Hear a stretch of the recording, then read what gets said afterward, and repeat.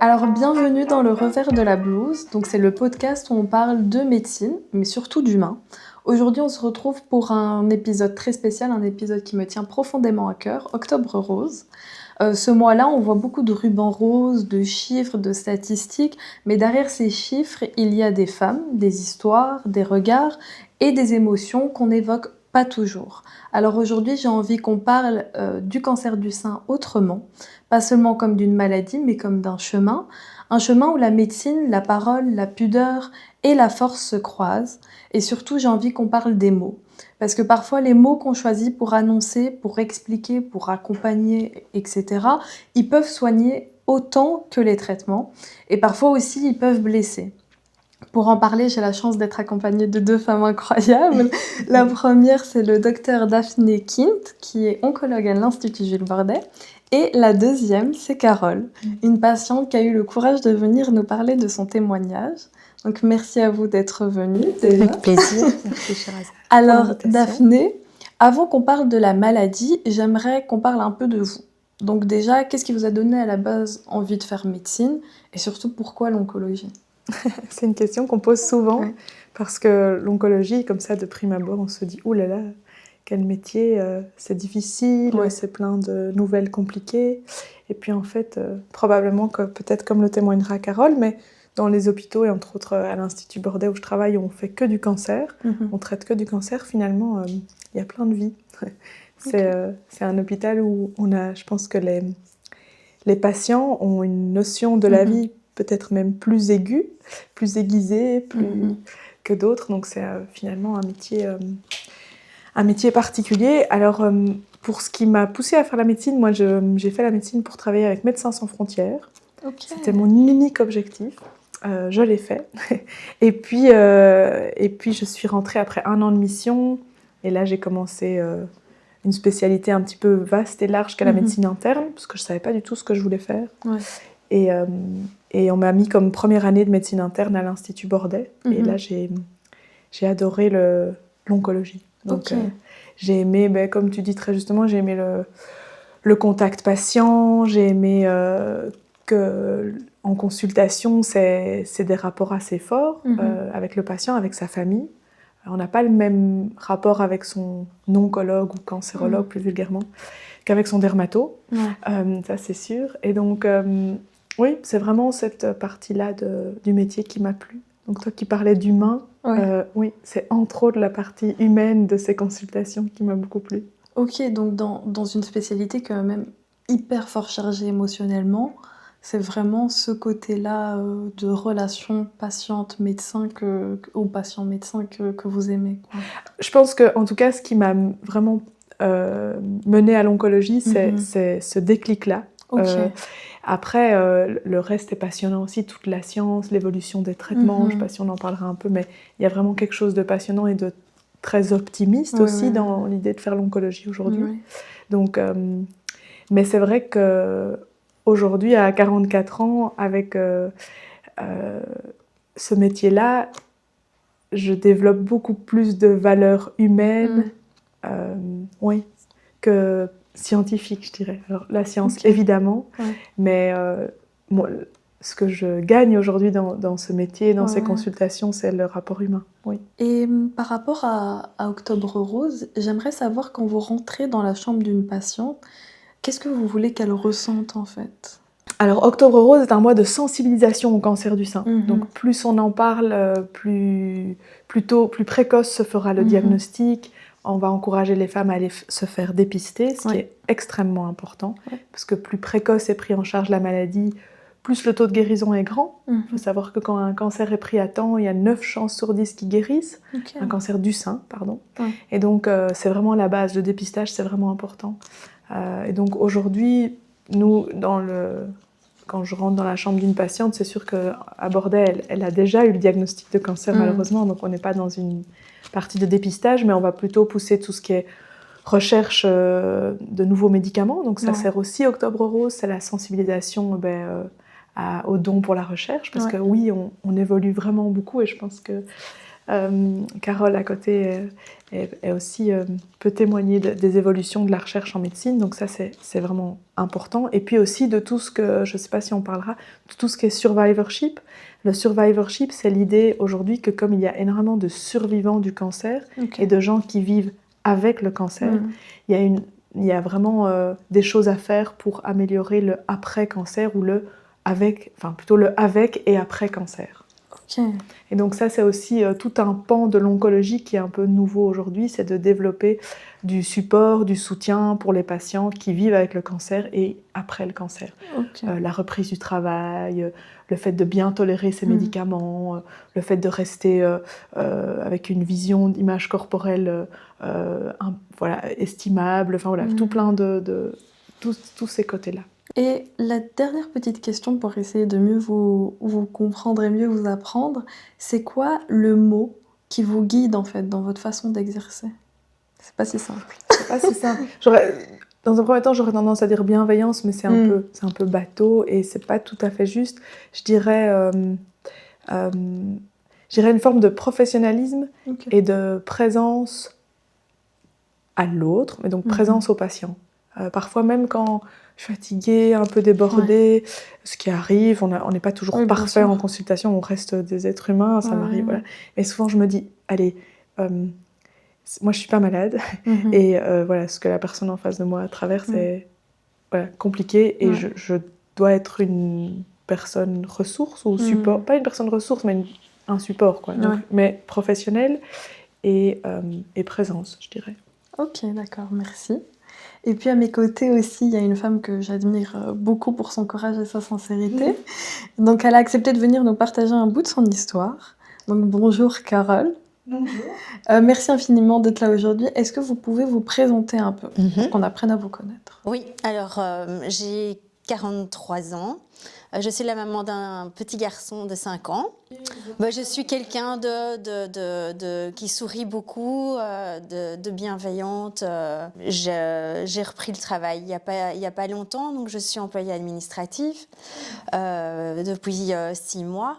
Et donc là, j'ai eu la chance de signer mon contrat CDI la semaine passée. En général, j'aime la vie, surtout après avoir traversé aussi les épreuves. Voilà, je suis très positive en général. J'aime m'encourager aussi vers le positif. Et c'est quoi vos plaisirs du quotidien? Mon plaisir du quotidien, c'est mon fils. Oui, je comprends. Mon plaisir, c'est déjà de pouvoir me réveiller chaque jour et me dire que je suis là. C'est une belle phrase. Voilà, mon plaisir, enfin, entre-temps, j'adore passer des moments avec mes amis. Ouais. J'aime lire, voyager, toutes les belles petites choses de la vie.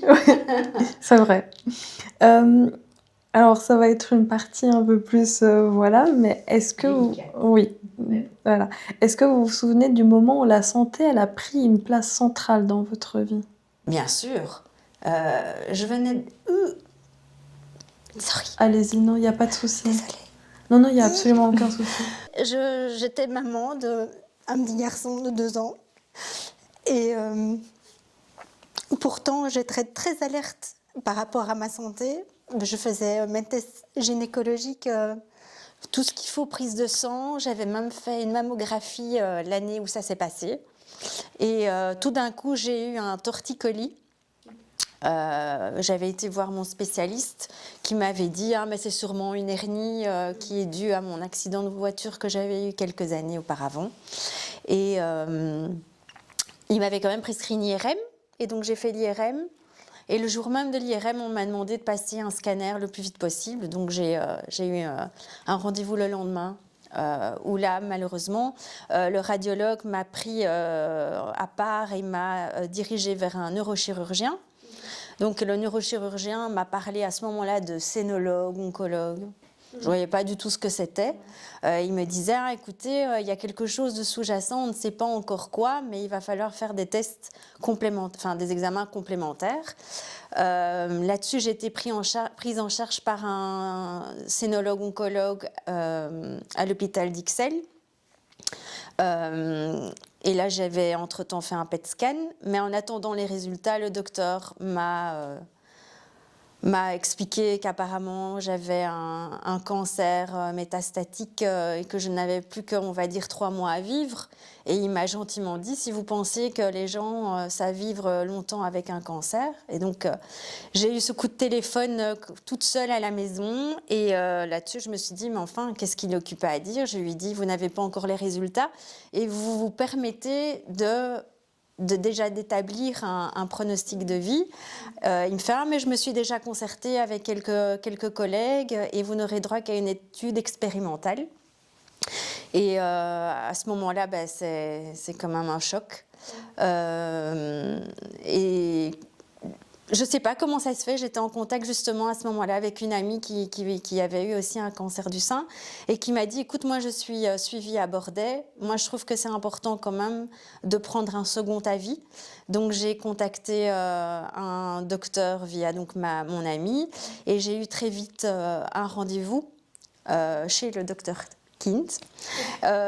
Premier rendez-vous qui s'est super bien passé. Enfin, déjà l'accueil, déjà la bienveillance. Je me suis vraiment sentie directement bien. Et en fait, ce qui se passe, c'est que quand je suis arrivée, ok, j'ai un cancer, mais quand je suis arrivée dans le bureau du docteur, j'avais dit, docteur, j'ai un cancer métastatique, qu'est-ce qu'on va faire? Donc, et en fait, ce qui se passe, c'est qu'on a fait tout petit à petit. On a d'abord eu le résultat de la tumeur à la base et puis après on a fait la biopsie d'une des métastases et donc tout s'est fait petit à petit dans la bienveillance et voilà, donc ça c'est clair que c'est un choc, mais je me suis pas laissée abattre et je me suis laissée guider par mon docteur, par les traitements, par toutes les personnes qui étaient autour de moi durant les traitements. Et puis j'étais toujours accompagnée de ma maman, qui m'a jusqu'à aujourd'hui toujours bien épaulée. Donc voilà. Ok, merci beaucoup pour Avec ce plaisir. témoignage. Il était vraiment touchant, merci. Daphné, j'aimerais qu'on prenne un petit moment déjà pour remettre un peu les bases. Donc d'un point de vue médical, c'est quoi le cancer du sein exactement? Et qu'est-ce qui se passe dans le corps? Et pourquoi en fait c'est une maladie qui est aussi fréquente chez les femmes? Alors, les facteurs de risque du cancer du sein sont nombreux, entre guillemets. Donc, il y a ce qu'on appelle les facteurs de risque du cancer en général sont les facteurs environnementaux. Donc, le cancer est une maladie liée à des facteurs extérieurs. Un des facteurs principaux du cancer, c'est l'âge. Plus on avance en âge, plus on est à risque de faire un cancer.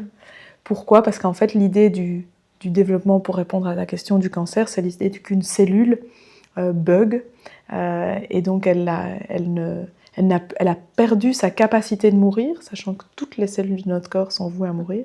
Et donc elle a perdu sa capacité de mourir, elle perd sa fonction, elle se prolifère de manière incontrôlée pour fabriquer une tumeur, entre guillemets. Oui. Okay. Et donc, pour répondre à la question du cancer du sein aujourd'hui, donc on a parlé de l'âge, c'est le cancer le plus fréquent chez la femme. C'est ça touche une femme sur 8, plus ou moins 12%. Tu as aujourd'hui, entre guillemets, toutes les femmes ont aujourd'hui 12% de risque d'un jour faire un cancer dans sa vie. Mais il existe des catégories de risques. Donc, si on a une famille avec des cancers du sein, on est un petit peu plus à risque. Et puis, on doit aussi exclure le petit pourcentage de cancer du sein qui a une origine héréditaire. Et donc, ça, c'est vraiment une génétique très particulière où, quand on est porteuse d'une mutation héréditaire, on a un risque qui peut atteindre 80% d'un jour faire un cancer du sein. Et donc, ça, c'est une toute autre prise en charge. Okay. C'est rare le cancer du sein héréditaire, mais dans des cas comme par exemple Carole qui a fait un cancer jeune, ça s'appelle un cancer du sein précoce, on a fait une analyse génétique et on a recherché si Carole n'était pas porteuse depuis sa naissance d'une anomalie génétique qui pourrait expliquer pourquoi elle fait un cancer à 39 ans. À 40 ans. 40 ans, pardon. Pile poil. Ok. Et alors que j'avais aussi allaité mon fils et on m'avait dit que ça protégeait à la base à 95% aussi d'un éventuel cancer du sein. Je ne sais pas si c'est un mythe ou... Alors, ce n'est pas un mythe, mais c'est devenu un mythe aujourd'hui en Europe parce que l'allaitement protecteur est un allaitement très très long et très, très tôt. C'est-à-dire que c'est C'est un argument qui est encore valable en Afrique, par exemple, où les femmes vont allaiter à partir de leurs 16 ans parfois, et vont allaiter parfois 10, 15 ans de leur vie. Okay. Ça, c'est un réel facteur protecteur. L'allaitement dont on le voit aujourd'hui en Europe, où la moyenne d'âge d'avoir un premier bébé est souvent supérieure à 30 ans, si pas 35 ans, et qu'on allaite quelques mois, voire une année, parfois un petit peu plus, c'est plus vraiment à considérer comme un réel facteur protecteur. C'est toujours une bonne chose d'allaiter, je ne dis pas. Mais est-ce que allaiter protège vraiment, allaiter quelques mois dans sa vie après 35 ans protège vraiment d'un cancer du sein? Non, c'est plus d'actualité aujourd'hui. Mais c'est quelque chose que, vous avez raison, que les gynécos disent encore beaucoup, etc. Et ça fait partie des croyances. Et c'est pas une mauvaise croyance. Mais d'ailleurs, dans les facteurs de risque, comme l'allaitement, on parle aussi de l'alimentation. Est-ce que ça a vraiment été prouvé scientifiquement ou bien... Alors, l'alimentation en tant que telle, non. Mais bien sûr, les facteurs environnementaux, c'est souvent multifactoriel. Une mauvaise alimentation, un surpoids, une consommation excessive d'alcool, de tabac, une prise d'hormones excessive également. Tout ça sont des facteurs de risque du cancer du sein, oui. Ok, d'accord. Et puis, si on a parlé de facteurs de risque, mais si on dit un petit mot sur les facteurs protecteurs, le sport, l'activité physique a été étudiée et validée comme facteur protecteur d'un cancer du sein, mais aussi comme facteur protecteur une fois qu'on a le cancer du sein. Donc, l'activité physique reste, j'encourage ceux qui nous regardent, quelque chose de vraiment validé, positif dans le cancer en général. Même s'il est héréditaire ? Très bonne question. Non, quand il est héréditaire, le facteur de risque, il est tellement élevé, lié au gène, qu'on peut dire que l'entièreté du risque est liée au gène. Ça dépend du gène, mais dans la majorité des cas, c'est ça. Ok. Et en fait, on a souvent une image des traitements où c'est la chimio, c'est la perte de cheveux, la fatigue, etc. Mais on sait que la médecine a tellement évolué. Du coup, est-ce que vous pouvez nous expliquer, pour l'instant, c'est quoi les traitements qui sont actuels pour le cancer du sein, et aussi comment on les choisit en fonction des patientes? Oui, c'est une bonne question. Carole a fait partie d'un sous-groupe de cancer du sein particulier qui concerne plus ou moins 20% des cancers du sein et qui a permis de bénéficier d'une thérapie ciblée. Donc aujourd'hui, la règle, c'est d'abord de prendre un petit bout de la tumeur, de faire une biopsie, et on l'analyse de fond en comble. On fait beaucoup d'examens sur cette biopsie, et on peut du coup proposer au patient le meilleur traitement par rapport à sa tumeur. Et donc, si on prend l'exemple du cancer du sein, oui, il y a plusieurs sous-types différents. Et c'est vrai qu'aujourd'hui, on a accès, que ce soit des thérapies ciblées, comme a eu Carole, de l'immunothérapie, de l'hormonothérapie. On a vraiment beaucoup de traitements différents qui permet du coup d'avoir une meilleure prise en charge thérapeutique, mais aussi une meilleure survie sur le long terme. Oui. Ok, d'accord. Donc c'est vraiment bien ciblé en fonction de la patiente.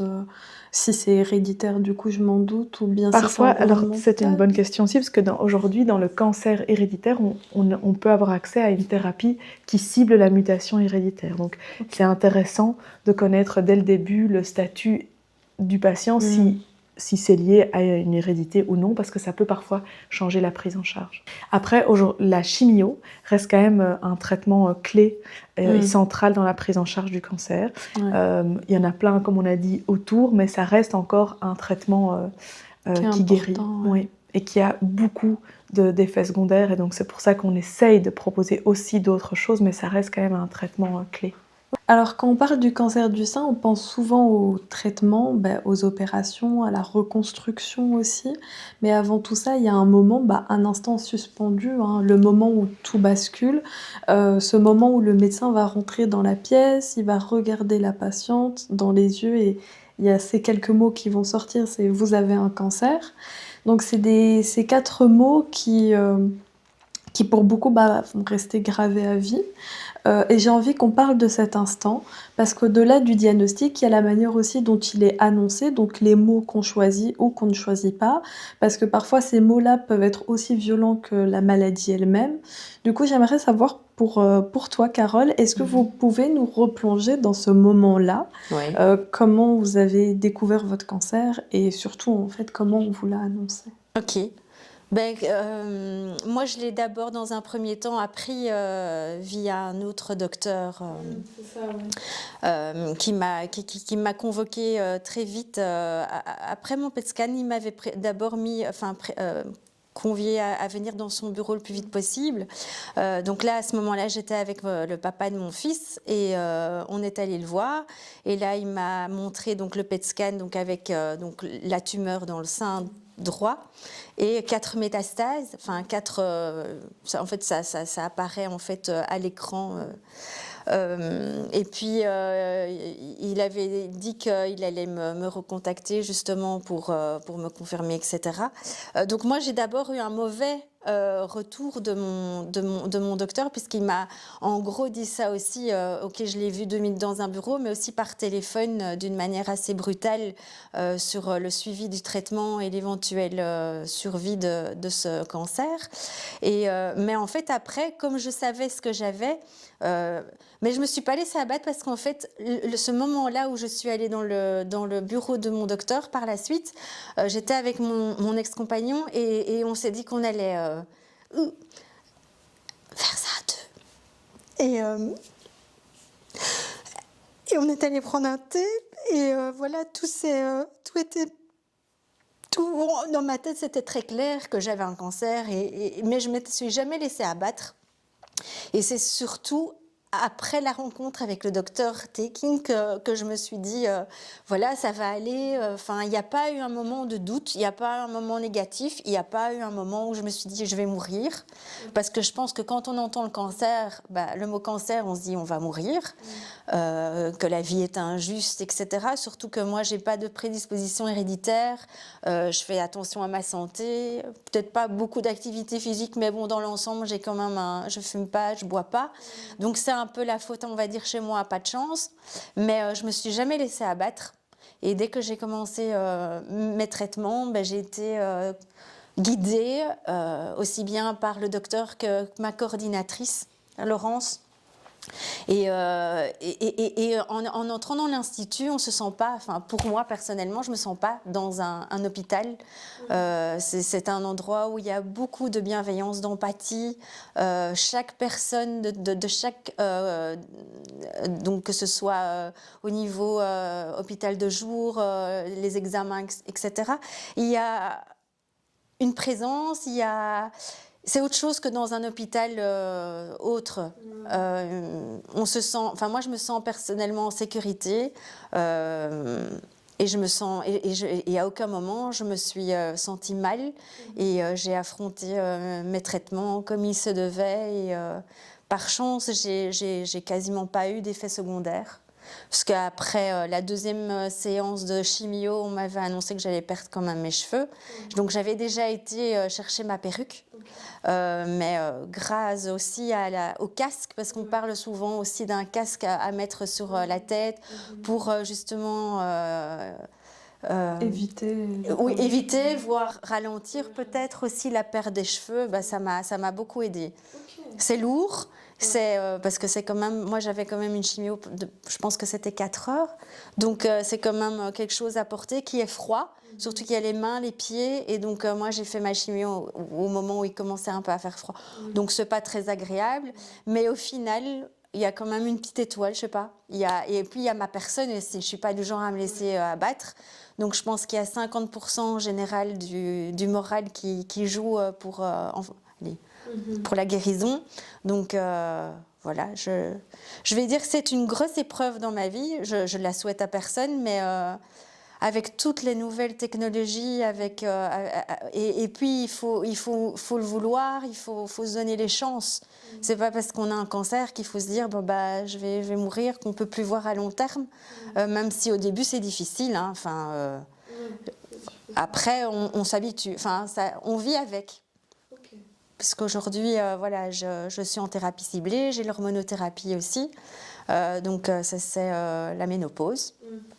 Mais tout se passe très bien, donc voilà, je suis bien surveillée et je fais en sorte que ma vie différente aujourd'hui soit tout aussi agréable malgré tout. Ok, et j'avais une petite question. on entend dire que pour ceux qui font de la chimiothérapie et tout, il y a un service de psychologie qui est mis à disposition. Oui. Est-ce que vous avez eu affaire avec eux ou bien non, au contraire, vous étiez tellement entouré de votre famille? Mais ce qui se passe, c'est que en fait, ce qu'il y a, c'est que dès que j'ai commencé mes traitements, j'ai eu la chance aussi de croiser les soins infirmiers. Donc ça, c'est aussi un département à l'Institut qui permet de prendre soin de soi, de faire un petit massage, de tout simplement papoter avec des personnes bienveillantes qui vous aident aussi à vous guider dans, par exemple, les personnes qui perdent leurs cheveux. Donc elles vont vous guider sur les adresses pour les perruques, pour éventuellement s'y mettre des foulards, pour le maquillage, pour les soins de la peau, parce qu'avec la chimio, la peau change. Et donc, il y a déjà cette présence-là au niveau psychologique qui est importante. Et puis, il y a la psychologue aussi, que je vois encore aujourd'hui. Et je pense que c'est même pas sous chimio qu'on doit aller la voir, mais on peut la voir même, enfin moi je suis plus en chimio, mais je continue à la voir parce que bon, le cancer c'est un impact, mais au final elle vous suit un peu dans votre nouvelle vie, donc c'est pas uniquement basé après sur le cancer, mais c'est clair que c'est super important pour pouvoir parler, se vider. Voilà, donc moi oui j'ai fait appel à... Et ça fait du bien. Oui, Ouais. Ouais, j'ai une chouette psy. Ok, c'est le principal. Et du coup, pour vous, Daphné, aussi de l'autre côté, en tant que médecin, je m'en doute que c'est pas des situations qui sont non plus anodines. Du coup, j'aimerais savoir comment on apprend à dire des choses aussi lourdes, en fait, à une personne. Alors, ça ne s'apprend pas. Ok. Donc, on n'a pas de cours d'annonce. Ok. On a eu des formations très pertinentes avec le même service qui propose. Donc, ça s'appelle la psycho-oncologie. Ok. Et donc, en effet, il y a un service abordé assez grand dans la majorité des hôpitaux qui font de l'oncologie, avec des psychologues dédiés au suivi, support des patients qui ont traversé le cancer ou qui traversent le cancer. Moi, je dirais... Dans mon métier, j'ai eu une chance quelque part, c'est que les patients, quand ils viennent, ils savent déjà qu'ils ont un cancer. Donc, c'est jamais moi qui l'annonce. Moi, je viens... voilà, ça arrive, je détaille. Je dis parfois s'il est curatif, non curatif. J'annonce les récidives. On parle, ça reste des moments très compliqués. Mais d'expérience, il y a quand même une chose dans ce que tu décris comme moment qu'est l'annonce du cancer. Je pense que mais peut-être que je parle à la place de Carole, je pense que quand on t'annonce ce genre de diagnostic, tu fais l'expérience de la mort. Vraiment, quelques secondes, quelques minutes, mais c'est une expérience que moi, je touche du bois, je n'ai jamais eue. Donc c'est vrai que je sens dans les patientes, elles ont vécu quelque chose qui va les changer à jamais. La vie n'est plus la même, alors il n'y a pas de moins bien, c'est pas mieux, moins bien, pire, moins bien, mais c'est juste qu'elles ont fait une expérience très particulière, très forte, très violente parfois, et puis on met en place plein de choses, et je pense que le témoignage de Carole décrit vraiment bien ce moment, c'est que le moment, c'est bouleversant. Et puis après, on revit et on remet les choses en place et on a toute une équipe. Et comme le dit très justement Carole, il y a l'équipe des infirmières de coordination, l'IXO, l'équipe soins infirmiers bien-être que Carole a décrit, la psycho-oncologie, et puis toutes les personnes ressources, toutes les ressources de la patiente, tout l'entourage, et puis tout l'extérieur, et puis la vie, le support au travail, etc., etc. Mais donc, oui, je pense... Je ne l'ai jamais vécu, mais dans le ressenti que je vois, c'est comme ça que je l'interprète. Oui. Et du coup, vous dites quand même aux patientes quand il y a des récidives. Oui. Et du coup, comment dire ça sans être touchée soi-même ?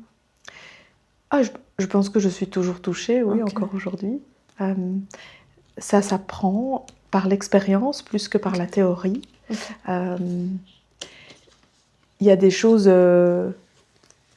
c'est pas facile. Je pense que moi, si je dois parler personnellement, ce que j'ai appris avec les années, c'est de respecter une forme de silence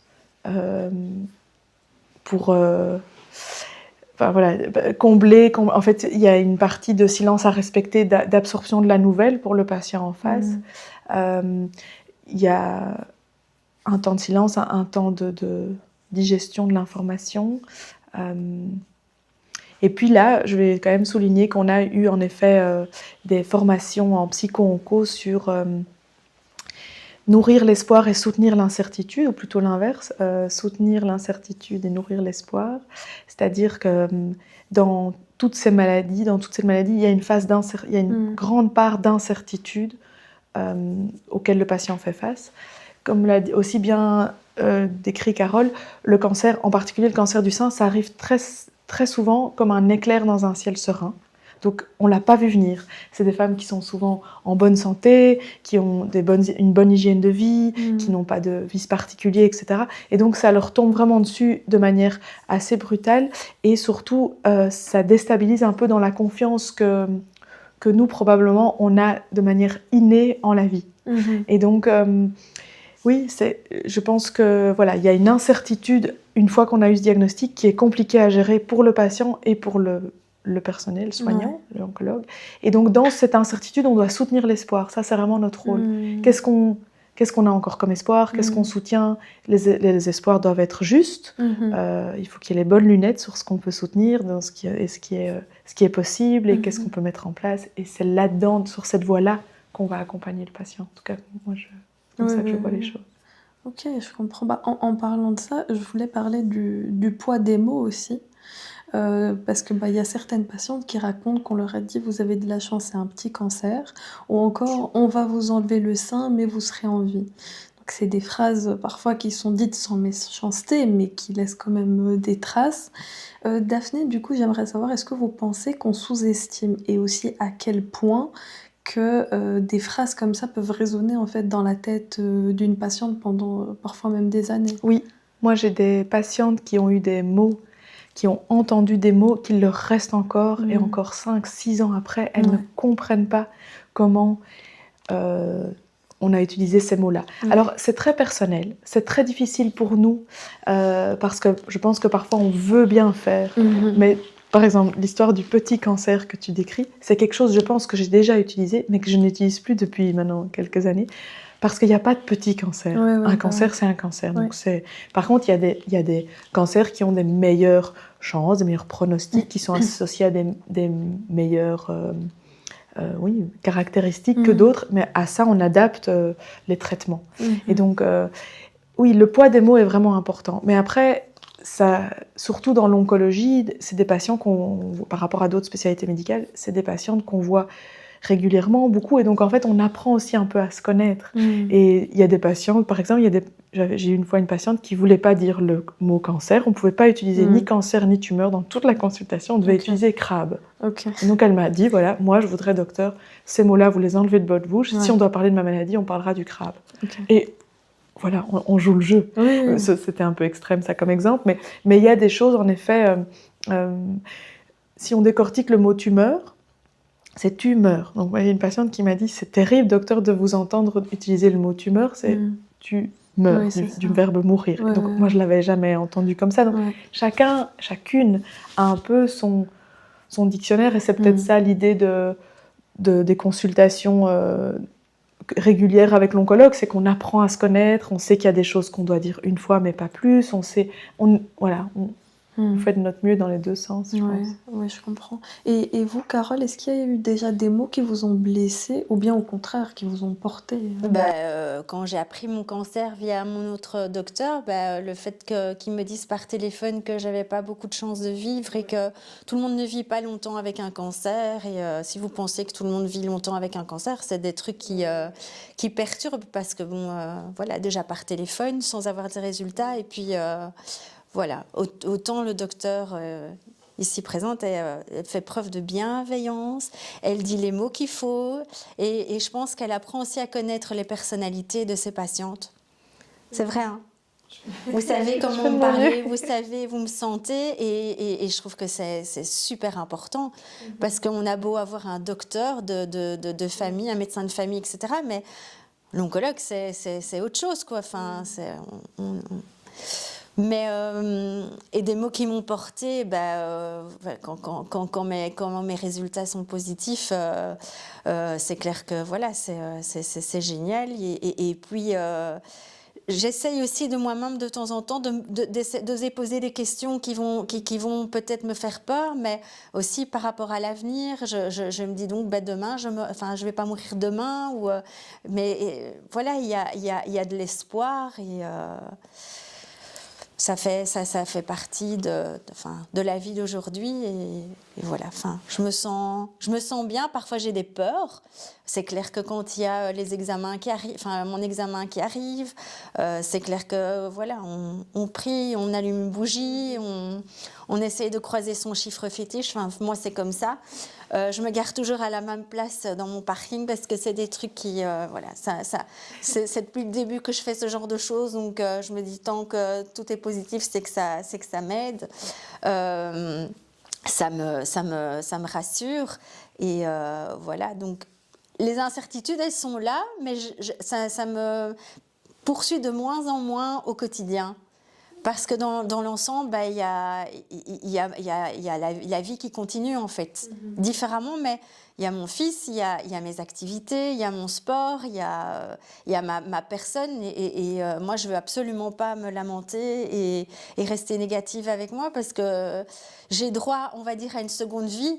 Et je me donne toutes les chances de pouvoir vivre ce que j'ai envie de vivre et de la vivre comme j'ai envie, même si j'ai encore plein d'idées, mais voilà, oui. Non, mais ça me touche énormément ce que vous dites parce que ça montre une facette du cancer du sein qui est une bataille en fait, un combat. Bien sûr. Mais je sais qu'à travers tout ça, il y a quand même toute une part de vulnérabilité. Que ce soit vous en tant que patiente et tout, il y a un moment où on est très vulnérable parce que voilà, c'est un moment difficile. Oui. Mais il y a aussi, bon, peut-être pas à la même échelle, mais il y a aussi de l'autre côté le médecin aussi, où c'est un moment qui peut être difficile parce qu'il ne faut pas non plus se noyer dans son émotion, dans tout ce qui est en train de se passer. Parce qu'en tant que femme, je pense que dire à suivre une autre femme qui a le cancer du sein, on arrive parfois à se dire oula, moi aussi je suis une femme, ça pourrait m'arriver, . Et du coup, la question sur laquelle je voulais arriver, c'est Daphné, est-ce que vous vous autorisez à être vulnérable parfois? Et est-ce que vous pensez que c'est une force de montrer cette vulnérabilité à une patiente? C'est une bonne question. Oui, je pense que ça reste, comme on l'a dit, une relation humaine. Ouais. On apprend à se connaître mutuellement. Ouais. L'idée d'une femme à une femme, oui, je trouve que plus j'avance en âge, par exemple ici, on a presque le même âge, quasiment. Ouais. On a le même âge en fait. Donc c'est sûr que il y a une forme de transfert positif et parfois pas effrayant, mais qui peut donner parfois certaines angoisses. Moi, j'ai de la chance, je n'ai pas peur du cancer du sein, même si je le vois beaucoup. J'ai l'impression que ça peut arriver, bien sûr, mais c'est vrai que c'est quelque chose que je mets de côté. Je pense que, oui, il y a quand même une chose qui m'a marquée dans ma formation. C'est lors d'une consultation avec un médecin, j'avais été très sensibilisée à une histoire. Et donc, j'avais vraiment eu... je pense que j'avais pleuré, en fait. J'avais eu vraiment plus que les larmes aux yeux. Et là, il m'a expliqué une nuance que j'ai trouvée très intéressante. Il m'a dit... montrer une forme d'émotion, montrer une vulnérabilité, partager ça avec sa patiente, c'est humain. Sinon, on n'est pas des machines. Oui. Sinon, on fait une consultation derrière un ordinateur et c'est beaucoup plus facile. Bonjour docteur. Donc mais il m'a dit, par contre, en tant que posture médicale, posture médecin, tu ne peux pas t'effondrer. Donc, le médecin ne peut pas s'effondrer. Donc, il faut qu'il reste une figure auquel le patient peut se rattacher, être confiant. Okay. Donc, partager une vulnérabilité, partager un moment difficile, avoir de l'émotion, oui, mais s'effondrer, c'est autre chose que pour le patient. En tant que patient, si ton médecin s'effondre, c'est un peu déstabilisant. Tu perds alors de professionnalisme. C'est pour ça que si je reviens peut-être aux deux mots, professionnalisme et présence, et ça rejoint un peu présence, oui, partager une vulnérabilité, évidemment, c'est parfois hyper dur, mais pas s'effondrer. En tout cas, en tant que médecin. Ok, donc... Ça prend. Est-ce qu'une larmichette, ça passe Oui, ou bien... Ah oui, mais parfois j'ai la voix qui tremble, Oui. parfois je peux avoir des larmes, bien sûr, oui. Oui, mais donc je pense qu'il y a vraiment cette différence entre partager une émotion, même avec des larmes, ça peut arriver, et s'effondrer vraiment. Vous voyez ce que je sais pas si tu vois ce que je veux dire, mais c'est une question de posture qui est importante. Et ça, je trouve que ça s'apprend, et je trouve que c'était un très bon apprentissage que j'ai eu et très tôt dans ma formation. Il m'a vraiment expliqué cette différence. Ça m'avait un peu surprise, mais je trouvais, en fait, avec l'expérience maintenant, je trouve que c'était tout à fait juste. Ok. Et pour vous, Carole, ça vous fait quoi de voir votre médecin qui peut, à un moment donné, pendant la consultation, être vulnérable ou... Moi, ça me fait plaisir dans le sens que ça me touche que le docteur ait un minimum d'empathie et puisse me comprendre, en fait. Comme la fois passée, j'avais eu mes résultats de mon PET scan et on avait eu 2 petits doutes, surtout un. Et le docteur m'a gentiment, au moment où j'allais partir, prise dans les bras. Et franchement, je trouve ça magnifique. Enfin, ça me fait du bien et je me sentais de nouveau rebondir et me dire, voilà, ça sert à rien d'être négative et d'être directement au point de penser que. Et ouais, je trouve que ça fait du bien, ça fait plaisir en fait. On se sent comprise. Oui, absolument. Ok. Donc, quand même, garder une part de vulnérabilité, pas être le médecin tout froid. Oui. Et là, je mets le doigt sur quelque chose qui me pose question pour le moment, particulièrement parce qu'on a eu des jeunes médecins en formation. Et je me suis rendu compte que, par exemple, ils serraient la main des patients. Et c'est quelque chose que je trouve dommage, mais qu'on a perdu avec le Covid, très fort. Aujourd'hui, moi, je ne serre plus la main du patient et donc, je ne le raccompagne plus. Enfin, il y a quelque chose qui a changé dans le bonjour et le au revoir dans la consultation très fortement. Et c'était intéressant de voir, heureusement, que cette nouvelle génération de médecins serrait la main. Et j'ai même posé bêtement la question alors que j'ai fait ça pendant 10 ans ou 15 ans. Je dis, mais tu resserres la main? Il m'a dit, mais oui. Et donc, voilà, cette génération, maintenant qu'on est à 5 ans du Covid, on doit vraiment, je pense, retrouver une forme un peu d'humanité. Alors, peut-être que le serrage de la main n'est peut-être pas... C'est peut-être un retour en arrière, on peut trouver autre chose, mais on a perdu avec le Covid, parce que vous parlez de se toucher, en fait. Et ça, voilà, j'espère pour les générations futures que ça va revenir. Oui, j'espère que le Covid ne reviendra. Oui, surtout d'abord, évidemment. Du coup, là, on vient d'aborder un sujet qui est très fort, c'est la manière dont le diagnostic il est annoncé. Du coup, ça nous amène naturellement vers une question qui est encore plus large, c'est celle des violences médicales ordinaires. Alors oui, parfois quand on entend violence médicale, on se dit c'est des erreurs ou bien c'est des gestes qui sont invasifs. Mais la vérité, c'est que beaucoup de femmes parlent de violences qui sont invisibles, donc des mots trop secs, des regards qui fuient, des consultations où on ne se sent pas considéré comme une personne, mais plutôt comme un simple dossier. Et dans une maladie comme le cancer, où le corps il est déjà malmené par les traitements, des petites violences, au quotidien, elles peuvent laisser des traces un peu plus fortes. Du coup, moi, j'aimerais revenir encore une fois sur vous, Carole. Est-ce qu'il y a eu, du coup, dans votre parcours, des moments où vous êtes sentie mal comprise? Donc, vous m'avez dit le médecin qui vous a expliqué au téléphone, etc. Mais du coup, comment on réagit face à ça, en fait? Est-ce qu'on se dit c'est comme ça, c'est la vie, on m'a annoncé ça comme ça, ou bien on se dit non, je vois que le médecin... soit il s'est passé un truc dans sa journée ou un truc comme ça, mais je sens que le contact n'est pas censé être normal. Moi, je lui ai dit comment est-ce que vous pouvez m'annoncer déjà de tels résultats alors que vous n'avez pas encore vraiment les résultats finaux. Mais moi, je me suis directement retournée pour essayer de retrouver vite une adresse mail, un contact. J'ai appelé vite l'hôpital Bordet. Je me suis vite voilà, moi, je me suis pas directement laissée abattre par ces mots. C'est clair que c'est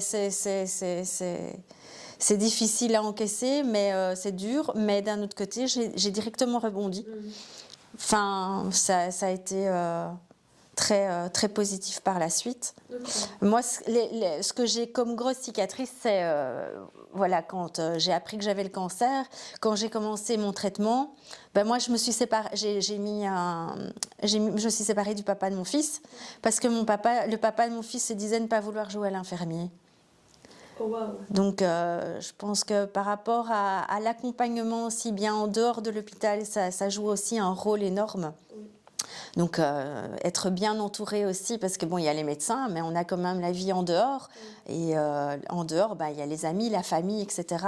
Et je pense que ça aussi, ça a un impact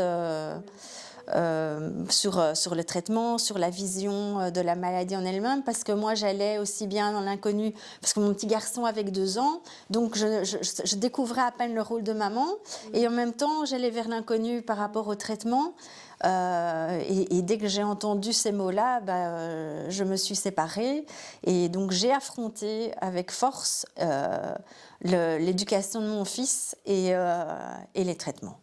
Et tout est très positif jusqu'à aujourd'hui. Donc, je me suis renforcée vraiment et j'ai acquis une certaine confiance en général et je suis fière de moi. Oui, c'est bien mieux comme ça. On dit vaut mieux être seule que mal accompagnée. Donc. Absolument.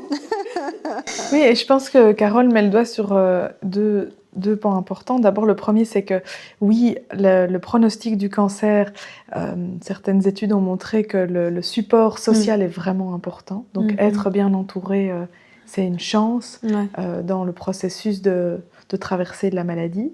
Et l'autre chose aussi, c'est le fameux statut d'aidant proche, dont on parle assez peu, en fait, et heureusement, dont on parle de plus en plus. Mais c'est ces fameuses personnes autour, ressources, dont on ne parle pas, et qui vivent cette maladie en fait de manière extrêmement proche, extrêmement personnelle, mais c'est pas eux. Et donc, par exemple, peut-être votre maman, qui a donc et c'est vrai que c'est un statut particulier, donc l'accompagnant a aujourd'hui une place aussi dans la prise en charge du cancer. On essaye de faire plus attention à ces fameux accompagnants d'abord parce que ils ont un vrai rôle auprès du patient qui est positif, et donc il faut aussi quelque part, à une autre échelle, mais les considérer aussi parce que c'est pas un rôle facile. Oui. Ok, donc on essaye de leur expliquer quand même la maladie, on essaye de les faire rentrer dans la consultation. Oui, il y a eu par exemple à Bordeaux il y a quelques semaines une journée une journée pour les dents proches, et je pense c'est déjà une forme de reconnaissance. Oui. Et puis, je ne sais pas ce qu'ils ont proposé, mais j'imagine une forme de support psychologique, sûrement aussi. Peut-être de pouvoir aussi avoir un endroit où dire ça, c'est pas toujours facile. Après, c'est le patient d'abord, évidemment, mais le rôle de l'aidant proche, vu on peut mettre autour du patient des ressources qui sont importantes, médicales et sociales. Ok. Et dites-moi, quand vous entendez son témoignage par rapport à l'autre médecin qui lui a annoncé au téléphone, est-ce que déjà ça vous choque ? Est-ce que, pas forcément parce que vous avez déjà entendu des sortes de violences un peu médicales comme ça, invisibles ? Je trouve ça toujours dommage, bien sûr, parce que c'est une consultation extrêmement importante. C'est des mots qui vont rester à vie, comme on a déjà dit. Donc, je trouve ça dommage. Il y a toujours aussi une forme de ressenti du patient qui peut parfois aussi être pas exagéré. Mais parfois, on a des retours qui sont peut-être pas exactement comme peut-être le médecin, quand il va raconter, il a peut-être pas exactement dit comme ça, etc. Donc, je garde une forme de bénéfice du doute, entre guillemets. Et puis, il y a aussi l'idée que dans les patients qui vivent ça, peut-être tu te demandais si ils ont envie d'après de poursuivre le médecin, d'essayer de changer les choses, d'envoyer un mail pour dire que c'est pas juste et tout ça. Et ça, souvent, j'ai remarqué qu'en fait, on a d'autres chats à fouetter. Il y a un autre combat. Et donc, comme l'a dit Carole, vous avez décidé de mettre son énergie dans l'idée de trouver quelqu'un qui est bienveillant pour elle. Et donc, voilà, elle a mis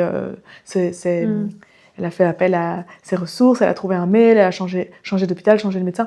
Elle a plutôt mis son énergie dans essayer de trouver quelque chose qui lui convient, plutôt que d'aller commencer à porter plainte. Ça, c'est vrai que c'est ce que j'ai déjà constaté, oui.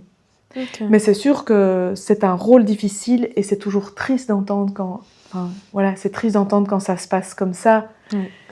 Voilà, mais moi, voilà. Ok. Je ne fais rien en particulier. Ok, ça va. Vous êtes du coup oncologue, donc vous accompagnez des patientes parfois même pendant des années.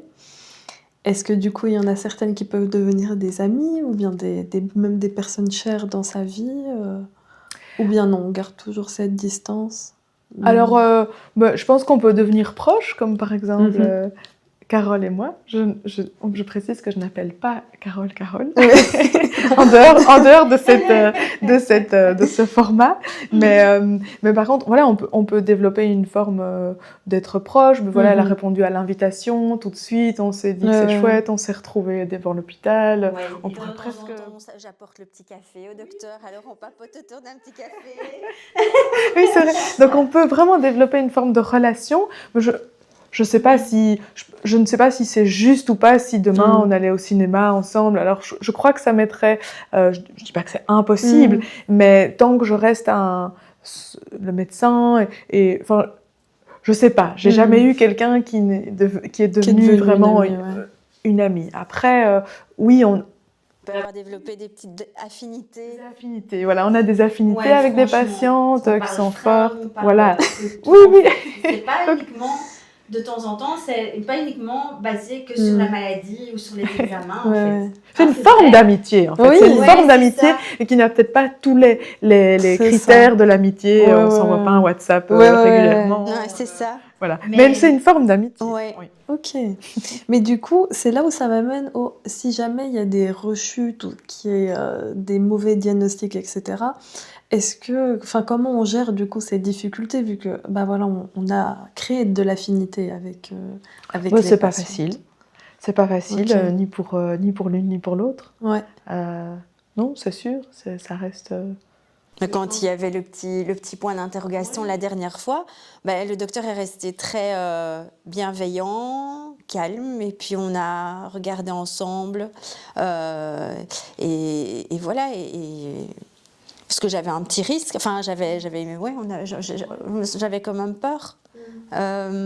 Mais mis à part qu'il y a le côté positif et rigolade, etc., on sait qu'à tout moment, on peut avoir un petit doute. Et dans mon cas, quand c'est douteux, on met d'abord des choses en place avant de vraiment penser et on veut que ça soit d'abord rassurant au lieu d'inquiétant.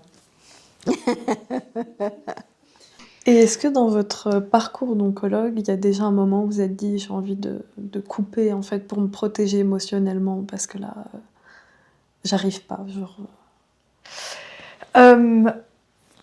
Oui. Alors, si je pense à une situation, bon, c'est pas très drôle, hein, mais c'est toi qui me mets sur le sujet. Oui. J'ai dû accompagner une patiente qui a demandé l'euthanasie. Ok. Et ça, moi j'étais enceinte, et ça j'ai trouvé ça compliqué.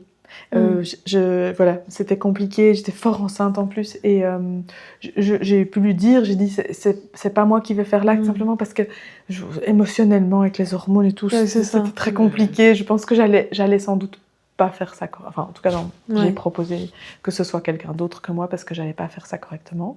Ça c'est peut-être le cas extrême. Après sinon ça reste des rapports humains. C'est ça. Parfois ça ne matche pas. Parfois ça ne colle pas. C'est déjà arrivé dans un sens comme dans un autre. Ça reste une relation humaine. Et donc ça m'est déjà arrivé, qu'on fasse ici, parfois de dire à la personne, mais sinon de dire plutôt au secrétaire que c'est mieux si elle aille que la patiente aille chez quelqu'un d'autre que moi. Ça reste un métier humain, donc alors c'est pas la grande majorité, encore une fois, on est là pour le patient, mais ça peut arriver parfois qu'il y a quelque chose qui fait que ça ne passe pas. Et c'est arrivé aussi dans l'autre sens, une patiente, ça colle pas avec son médecin, et c'est pas grave. C'est pas grave. Il y a des milliards de personnalités dans le monde et tout le monde n'est pas... Et c'est pas grave. Et vaut mieux changer pour que ça se passe bien avec quelqu'un d'autre, plutôt que rester dans une relation qui n'est pas confortable pour aucune des deux, aucun des deux. Ouais, c'est mieux comme ça. Donc on est amené à se voir régulièrement. Oui, c'est ça, si on peut pas se blairer. Et puis je pense qu'il faut sentir, parce que je pense que de temps en temps, il faut quand même poser des questions qui sont en nous, parce que ça devient vraiment votre personne une des personnes les plus importantes dans votre vie. Donc, au début, c'est vrai que j'avais quand même un petit papier avec une dizaine de questions chaque fois. Au fur et à mesure que les traitements avançaient et que tout allait bien, j'ai moins de questions, mais je pense que c'est super important de se sentir bien. La première impression est importante avec un docteur. D'ailleurs, en parlant de ça, j'aimerais rebondir sur le fait que on avait parlé du cancer du sein, c'est une bataille médicale, etc.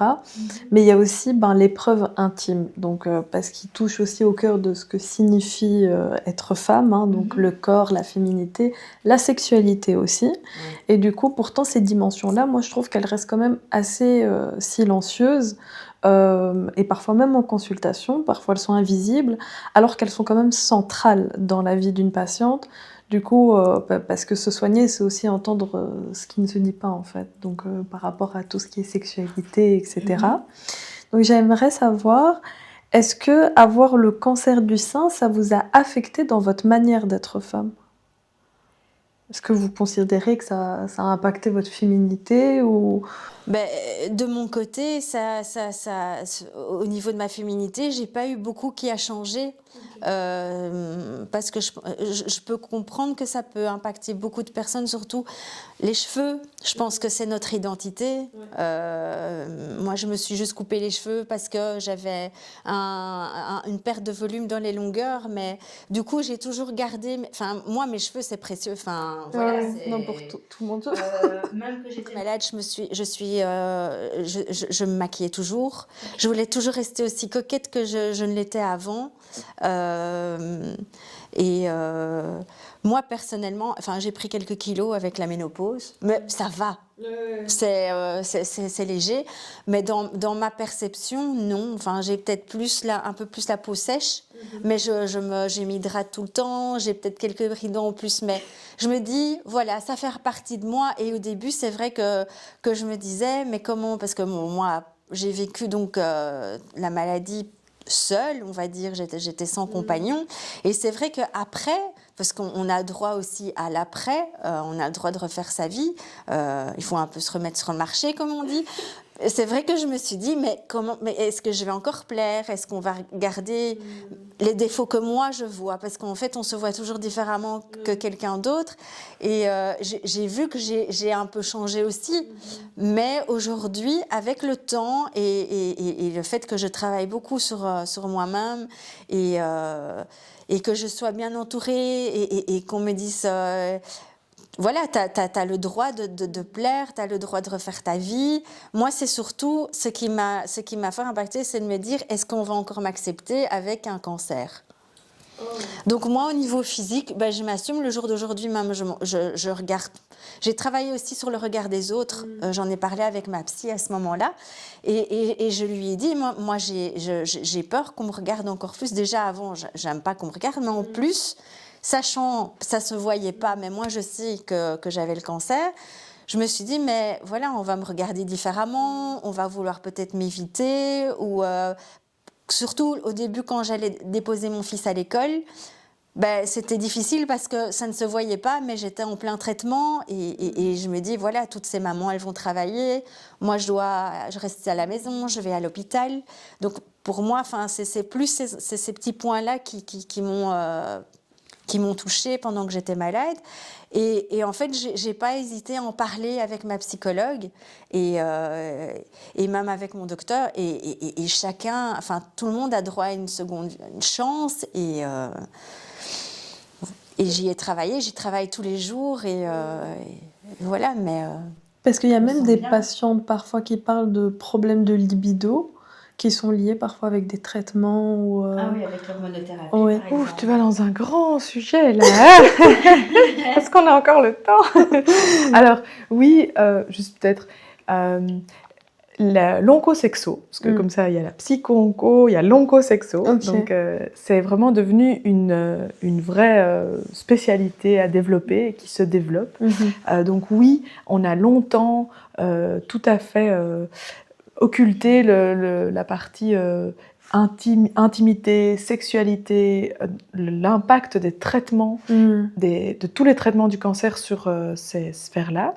Et donc aujourd'hui, non, on y fait plus attention, c'est pas encore optimal. C'est pas toujours facile de parler de ça avec sa patiente, c'est pas facile de parler de ça quand on se connaît pas très bien, c'est pas facile de parler de ça dès le début. Moi, j'ai de plus en plus de facilité à en parler, mais c'est pas toujours facile à recevoir. Ça doit être aussi une relation de confiance avant de parler de sa sexualité. Mais on en parle de plus en plus et c'est un vrai concern. Donc, surtout avec des traitements comme l'hormonaux, mais aussi avec des opérations si on enlève la poitrine. Chez l'homme, c'est la prostate. Il y a beaucoup de... Ou bien la patiente qui, après un cancer du côlon, a une poche, la patiente qui est amputée pour un cancer de la jambe. Donc, il y a l'estime de soi, le côté physique, a évidemment un impact sur l'intimité et la sexualité. Et donc, oui, on essaye... Parlez-en à votre médecin, parlez-en à votre oncologue si c'est un sujet pour vous, parce que parfois le premier mot, le premier pas dans cette sphère-là n'est pas facile, mais une fois qu'on met le pied dedans, parfois on peut y passer toute une consultation. Voilà. Mais donc ça dépend aussi de chacun, dans le sens il y en a qui on va leur poser et c'est un non-sujet et voilà, et il y en a chez qui ça va être plus important. Et puis il faut pas oublier qu'une consultation, malheureusement, c'est pas très long. Et on a beaucoup de choses à discuter. Donc, parfois, c'est bien de revenir et de parler de ça lors d'une consultation. Voilà, c'est un vrai concern. Et je pense qu'aujourd'hui, il y a cette fameuse oncosexo qui fait que les oncologues et les patients sont de plus en plus sensibilisés à en parler et à y répondre. C'est beaucoup mieux. J'aimerais un tout petit point, parce qu'on parle beaucoup du cancer du sein chez la femme, et c'est à juste titre, parce que c'est très fréquent, mais il y a un point que peu de gens connaissent, c'est que l'homme aussi peut développer un cancer du sein. Alors, est-ce que vous pouvez nous expliquer à quel point, déjà, c'est rare, je pense, et comment ça se manifeste? Et du coup, pourquoi aussi il est important que les hommes y restent attentifs à leur corps? Il y a un patient qui a fait un très beau livre sur le cancer du sein et comment il l'a vécu.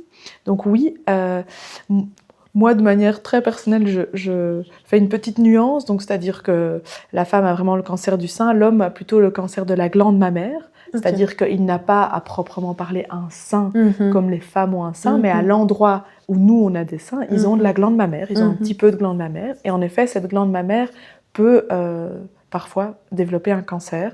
C'est extrêmement rare, c'est moins de 1% de risque pour un homme, mais ça arrive.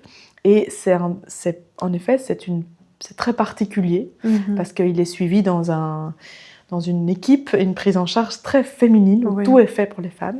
À tel point, comme ça pour la petite anecdote, qu'en Belgique, il y a un homme, et il a gagné, qui n'avait pas accès à une hormonothérapie parce que c'était un homme, alors que c'était un traitement du cancer du sein.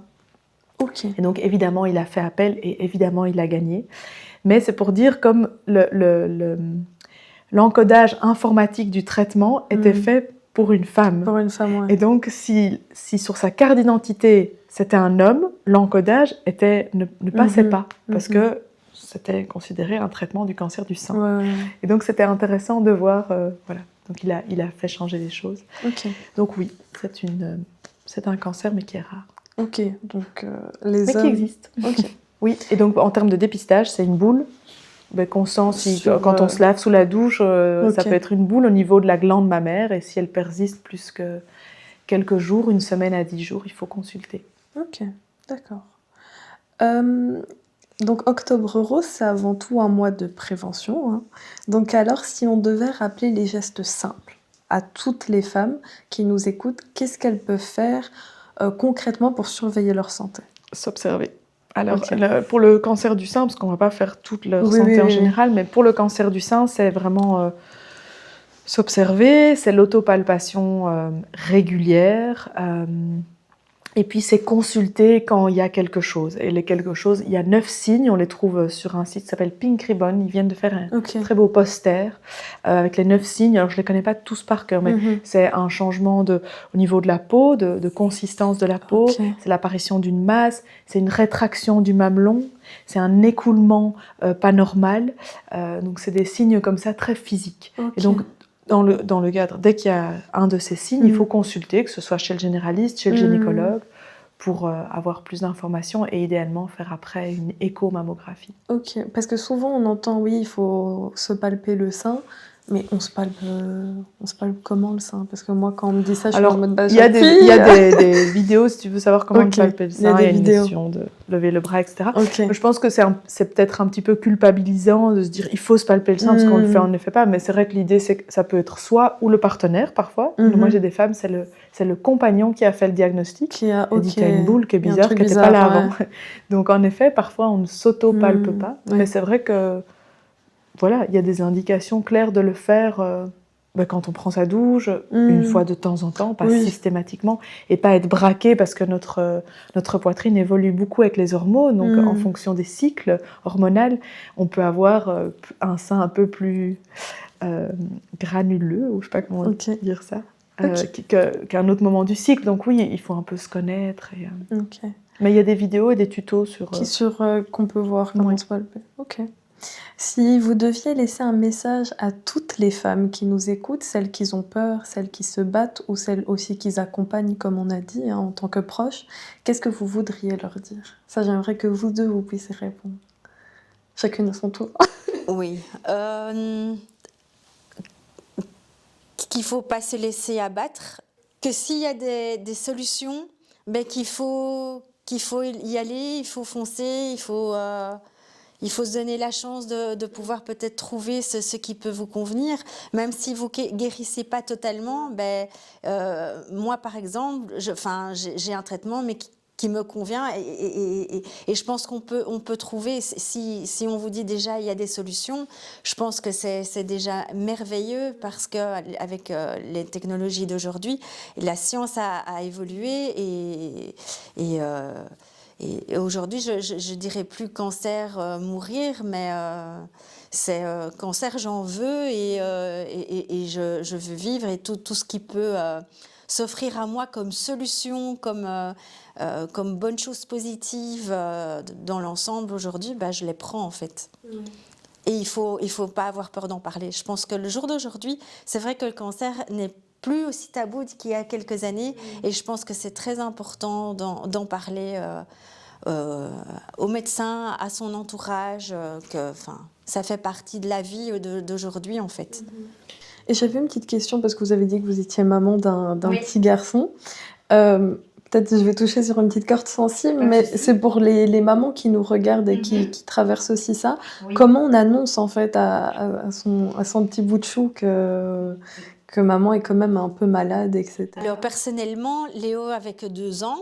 Donc c'est clair que je lui en ai pas vraiment parlé. Au jour d'aujourd'hui, c'est vrai que j'avais commencé à regarder un peu des livres sur comment parler de la maladie à son enfant. Mais moi, je lui dis simplement que de temps en temps, maman, elle a un rendez-vous à l'hôpital. De temps en temps, il voit mon petit sparadrap du porte-à-4. Ah, il me fait, maman, t'as eu un bobo. J'ai dit, écoute, aujourd'hui, j'ai reçu mon médicament. Je lui dis également aussi, comme hier quand j'avais été consultée, je dis maman est allée chez le médecin aujourd'hui et maman va super bien, mais j'ai pas encore et je ne pense pas que déjà aussi à 5 ans, personnellement, mon enfant ait besoin de savoir plus. Un jour, j'aimerais bien. Pas du tout. Non, absolument pas. Non, vraiment pas. J'essaye d'employer des mots de son âge aussi. Et de rester quand même vague. Je pense que ce qui me touche le plus, c'est mon enfant le vit totalement bien, mais de temps en temps, peut-être que je suis hors sujet, mais de temps en temps, demander ça va ou prendre des petites nouvelles, parce que ça, on n'en a pas parlé de l'entourage, mais moi, personnellement, je l'ai vécu de mon côté, bien et pas bien, parce que du côté du papa, malheureusement, il n'y a personne qui a pris de mes nouvelles, on s'est séparés, alors que je suis la maman de ce petit garçon, j'ai quand même un cancer, et je pense que d'un autre côté, on a besoin de gentillesse et de reconnaissance, peut-être un peu plus que d'autres personnes, parce que ça m'a sensibilisée encore plus à l'intérieur. Je suis très, très, très émotive, mais voilà. Je ne sais pas pourquoi je dis ça, mais j'avais envie de le dire. Non, mais c'est bien. Non, c'est bien. Il faut le dire. Et du coup, pour vous, par rapport à cette question? Alors, je crois que Carole a bien résumé. Je dirais, Pour les dépistages, c'est pas une bonne idée d'avoir peur. Mm. Allez-y, surtout en Belgique, c'est gratuit, c'est Mhm. accessible. C'est gratuit après 50 ans. Mm. C'est accessible, donc allez-y. Pas avoir peur. Donc si vous avez un doute, parlez-en à votre médecin. Et puis, je pense que Carole l'a vraiment très bien résumé. Si on fait face à la maladie, mais voilà, restez entouré, restez Ouais. entre guillemets positif. Mhm. En vouloir parce que les traitements avancent et qu'il y a des thérapies Ouais. vraiment régulièrement qui sortent avec des excellents résultats. Et puis voilà, vraiment encore une fois, Carole le montre bien, mais vivre avec, c'est possible. Il faut beaucoup de courage, comme toi. Et, mais voilà, c'est des exemples, des beaux exemples. D'accord. Et ben voilà, notre discussion, elle arrive à sa fin. Donc j'aimerais dire à toutes celles et ceux qui nous écoutent, que vous soyez en prévention, en traitement ou en reconstruction, souvenez-vous que vous n'êtes jamais seul dans ce parcours, que chaque consultation, chaque mot bienveillant, chaque écoute sincère peut faire sa différence, comme on l'a vu aujourd'hui. À toutes les femmes et à tous les hommes concernés, écoutez votre corps, parlez, osez, posez vos questions et surtout soyez bienveillants avec vous-même. Et à vous, médecins et soignants, rappelez-vous que derrière chaque dossier, chaque protocole, il y a un être humain avec une vie, une histoire et des émotions. Donc merci à vous Daphné et merci à vous aussi Carole pour ce beau témoignage. Merci d'avoir pris la parole. Je sais que ça peut être très difficile d'en parler pour certaines personnes, mais vous avez le courage et je trouve que c'est l'un des plus beaux moments que vous pourrez plus tard montrer à votre fils. Oui, Pour c'est pour montrer à ça quel aussi que point j'ai maman accepté est forte. l'invitation parce que c'est une belle trace pour mon entourage, pour mon fils aussi, et que je m'assume totalement, même avec mes traitements. Ça rime en plus. Voilà. Je m'assume à 100%. Complètement, même avec mes trucs. Voilà. Du coup, Ouais. Octobre Rose, c'est pas seulement un ruban, hein, ce ne sont pas seulement des statistiques, c'est un appel à l'écoute, à la prévention, à la compassion et surtout à la vie. Merci à tous. Voilà. Merci, Sherazade. C'est fini.